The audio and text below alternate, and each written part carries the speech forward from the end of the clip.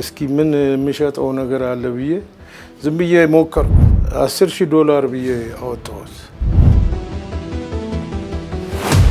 አንድ ሰው አጋጥሞኛል። በዚህ ቤት እየወሰድኩ ሰራ ነበር ያሉ አዛውንት አጋጥሞኛል።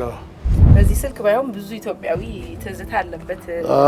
ቤታችን እየተቆለፉ ይሄ ከምኒልክ ጊዜ ጀምሮ ያለ ነው።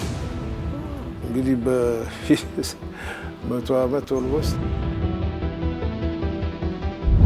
መያዣው ነው አንቴናው ራሱ። ግን በአብዛኛው እነዚህ አንቲክ እቃዎች የሚወስዱት ወጣቱ ነው ማን ነው ማለት እንችላለን? 200 300 ዓመት 700 800 እስከ 1000 ዓመት 10 ብር ምንድን እንደሚያክል እንግዲህ ተመልካቾቻችን። ግን አባባ ተስፋዬ እነዚህ አንቲክ እቃ ምናምን ይወዱ ነበር፣ ይሰበስቡ ነበር። ግን መከራዬን የቆጠርኩት እዛ ነው።